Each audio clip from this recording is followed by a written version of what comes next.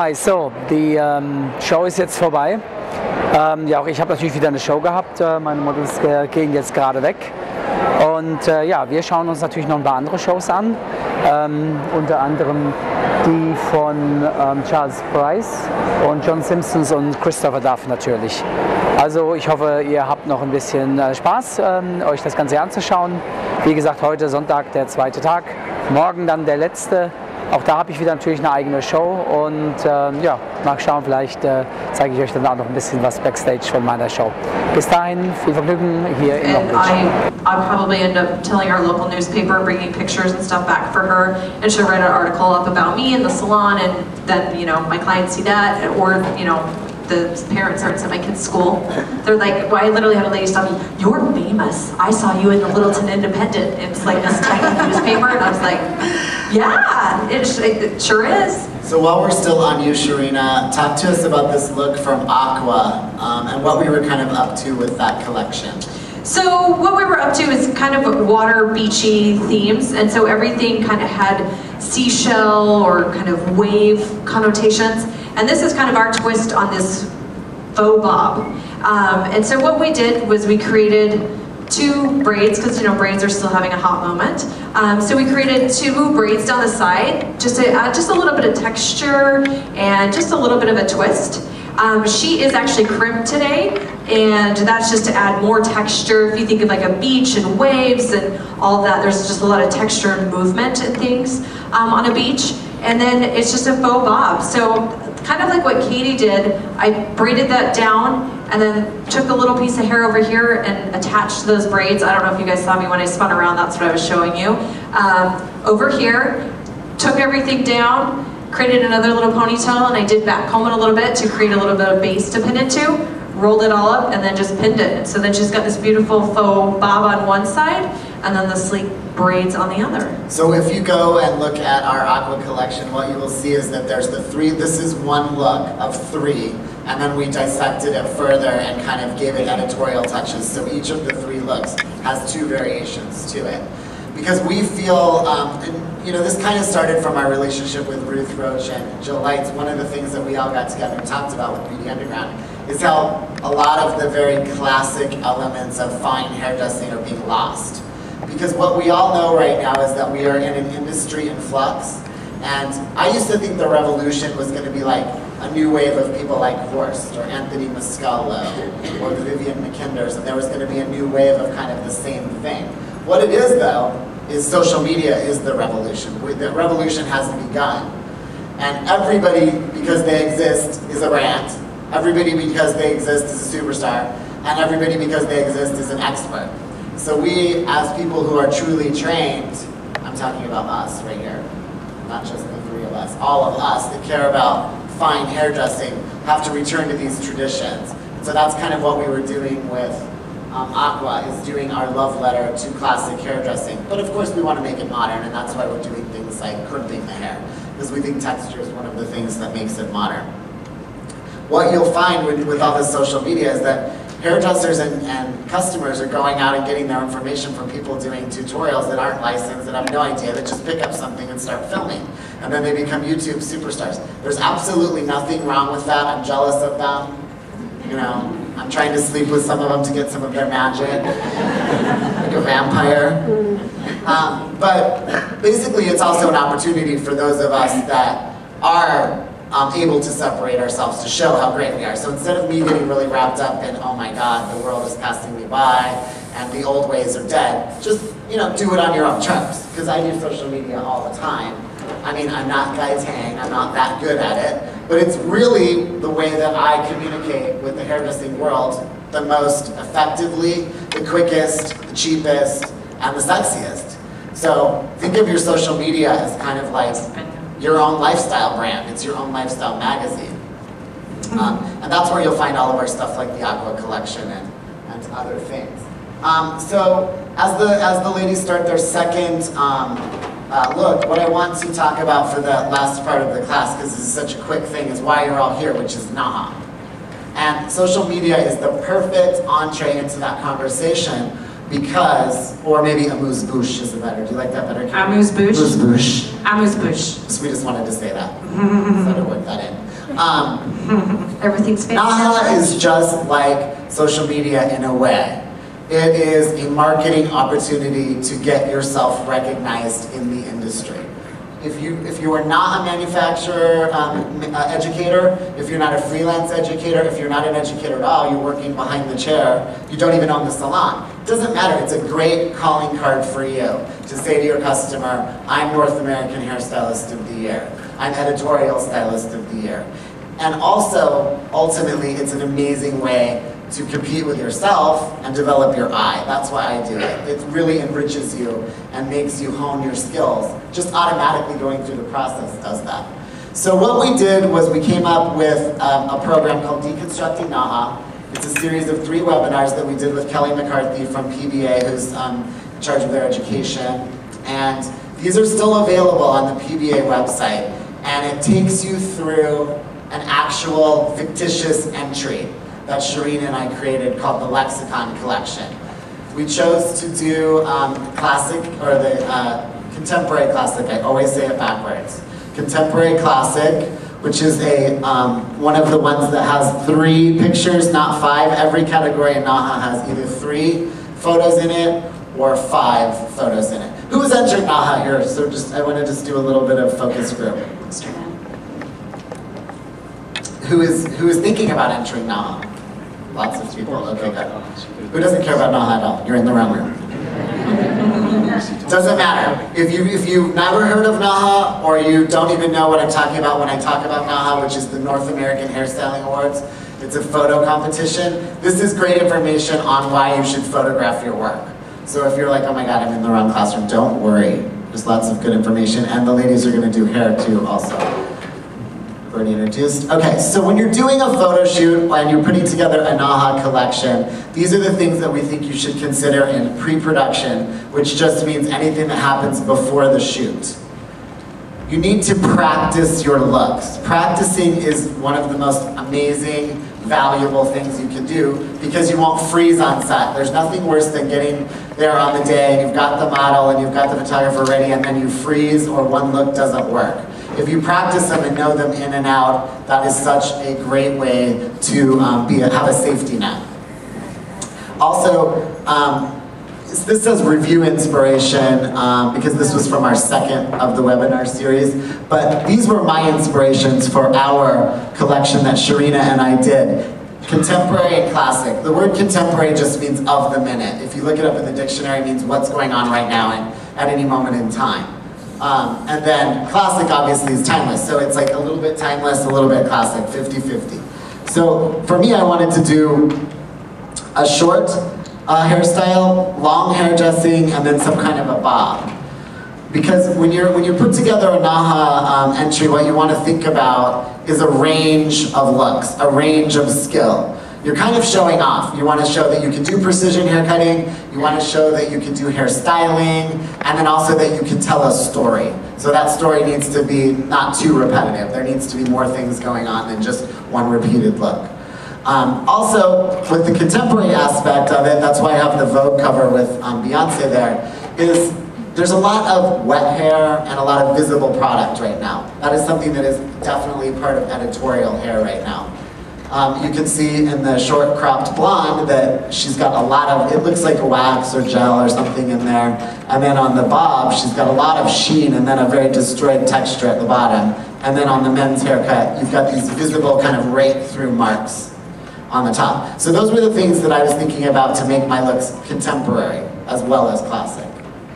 Very less constrained like the Michael Costello with the side wave. So we just did a French twist in the back and I'm teasing this up and we're gonna use we're gonna make it product-y feeling in through the front to give it kind of a greasy kind of pompadour feel, again to make it a little bit more contemporary, right?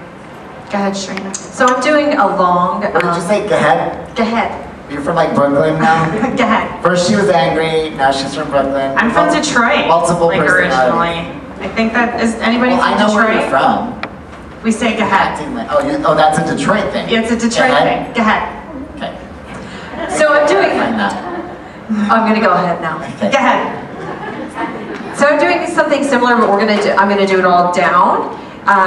And so what I've done here is really smooth these sides down with a lot of spray. I connected them back here with just a hair tie. I dropped this little section down and wrapped it around and pinned it just to hide it because my my rubber band was black, and so I just want to make sure that it stays hidden in there. And then if you peek in, you know, through the sides or anything, it still looks pretty inside there. So then I'm just going to be backcombing the daylights out of this and bringing it up and back, but mine's going to be more smooth. So, ladies, talk to us about the 3 Ps, which are product, planning, and preparation in hairstyling.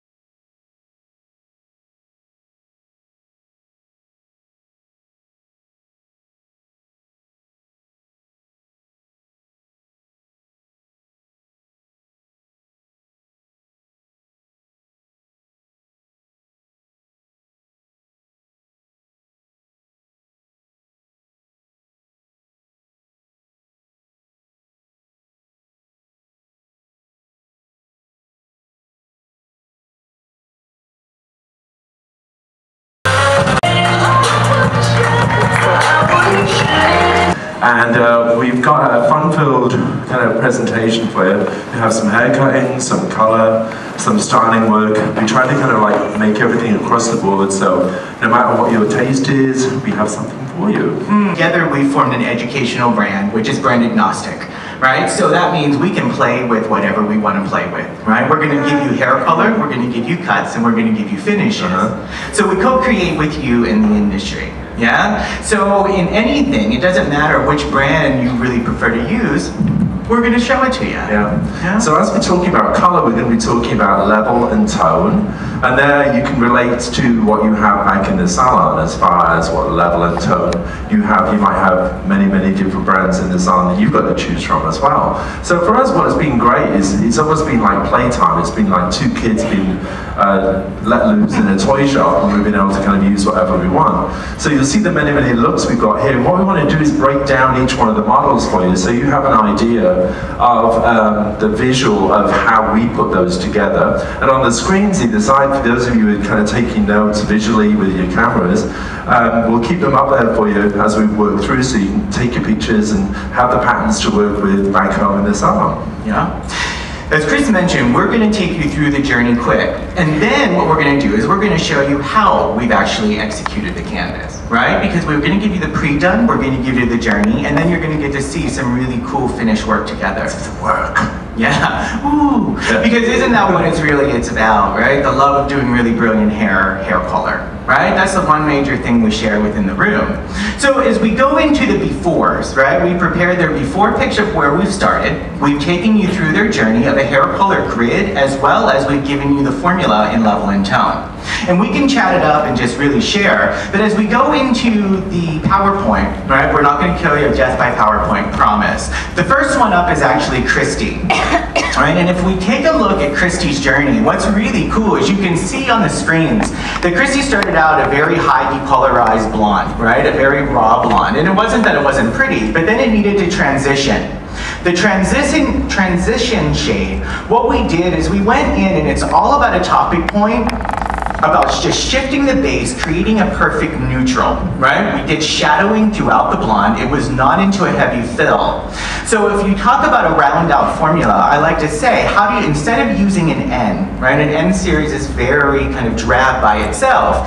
If you create a foundation of something that has enough red and yellow, right, one component, and then enough blue support to create the cool shadow, you can create a nice shadowed shape that then moves into the full diffusion as it goes along. And you can see into the hair colors that Chris has done. He's worked with a few different shades that have gone through. Yeah, the inspiration really was like, when you look at oil on the ground and you see those beautiful kind of cool tones and warm tones mixed together. So you see red violets, you see violets, you see blues, you see a little green. And it's almost like as well when you look at a blackbird's feather, it's very dark to begin with, but then you move it slightly and that iridescent shine kind of comes through the different tones. So what I'm going to be doing is I'm going to be breaking Christy's down actually on stage. We're going to finish off the haircut and do the colour for you. I've left a panel out on the interior of the hair so you can actually see the method that we use to kind of blend the colours together and melt the colours together.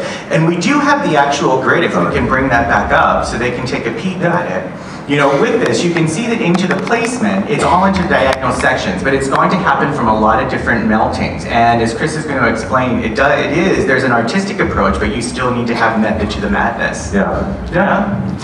Christine is next, you know, and with Christine, this is something that she's gone through a transition journey of something really dark, then into something light, and then she was into something that was strawberry, right, or raspberry, or faded, or I don't even know what it was, right? Because right now, the hair color trend, right, the fashion trend is we hear, we post, we say it, and I'm not a hater of it, but it's, I'm a unicorn, I'm a mermaid, I'm a pixie, I'm a fairy. But at the same time, I'm a colorist, right? So with this, what I need is I need to really make sure that I know how I'm placing it. It's not just about putting it and smudging it. The thing with Christine's hair is she had a lot of different zones, right? So she had depolarizing spots from the raw blonde. So we just cleaned it off, but more as a depolarizing wash. Yeah? Before we went in with the formulas of the light lavenders to create a pastel oil slick within a very familiar look. Do you want to separate? Yes, please. So if we kind of like take a section through here, every section that you see has a different tone to it. So we have violets in here, we have kind of almost a green on top of a blonde, we have a turquoise on top of a blonde, we have a yellow on top of a blonde, back to a silver, back to a turquoise, and all the way through, these very fine segments just all melt together. So as the hair moves, we can kind of give it a slightly different character by moving from side to side. And again, having that deeper, more slate grey base, which we have, really kind of neutralizes out. So it doesn't look so vivid and it doesn't look so kind of like in your face. It has a beauty to it. It has this tonality that really allows the color to speak for itself. So I think if we pop a head forward there, you can actually see those different tones working through. It's beautiful, isn't it? Really You're working with the lights and the darks, right? So each one, if you had a lavender, you went to a paler lavender accent. If you work with blue, you went to light blue. Because you see, how many times have you got to see the imperfect blending that you have this sort of like this browner version of the blend zone, right? That it almost looks like a flat gray, that you've over neutralized one another. So in the transition of these tones, it's just as you would treat the same of your natural palettes, of your browns and your reds. You don't want to brown out your blend zone. Yeah? But pastel oil slick, I think it's fun, it's on a cool gray base. Hope you enjoy it. Right? Now Diane, right? This has been a journey. Diane's journey, as you can see, she started out as something light. She went into a whole ginger world, right? And now she's as a brunette, but also she has shadows and paintings. Now the thing with this, right, that we could spend a lot of time on, but it's always about make sure that you fill for sure. And it's filling with pastels for pures, yeah? So a lot of times taking these same raw pigments, borrowing down from it. You have to think about what is the missing pigment as she moved from blonde into red. But then how did we go in and think about the support of what supports your violet, which is your red, your orange supporting your red, as well as then your gold. With this, what we did is a really cool painting and diffusion, working with the neutral beiges. Yeah, and give them that slow spin, Diane.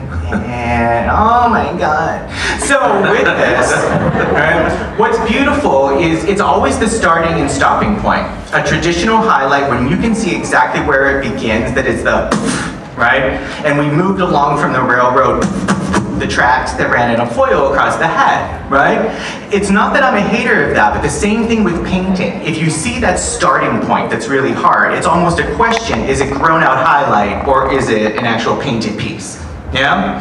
The art of diffusion and then the shadows come from the brunette base, painted down, and then the glaze creates something that moves from the luxury of something medium into something that's light. So whenever the hair hits it, you'll see that all of the hair flickers and plays versus just looking that it's grown out. I think one of the things I'd like to kind of pick up on as well that John kind of moved over there was going from a lighter base to a darker base and remembering where you want to end up. So there's areas of the hair that you want to fill and you want to have more of a kind of filling effect where the brunettes is going to be, where the medium shades are going to be. But where your end color is, you really want to keep that kind of clear so that you're not filling and then taking away again. You know, so doing a reverse is almost like doing a reverse ombre. You're putting the dark in, and you're putting your medium in, and you're leaving your light where you need your light left, because it was a light base to begin with. And it's utilizing that warmth, right? So instead of thinking about not necessarily something so pure that has to be the fill, but replacing the missing and making it a pastel version as you start the transitions. Right, thank you, Dan. Thank you, darling. Thank you. And now moving into Natalia, right? Back to I'm a mermaid, I'm a unicorn, I'm a pixie. Yeah. But she really is. Yeah, totally she is. And you know, the whole thing with me is it has to be, again, it's not just to do blue hair for the sake of doing blue.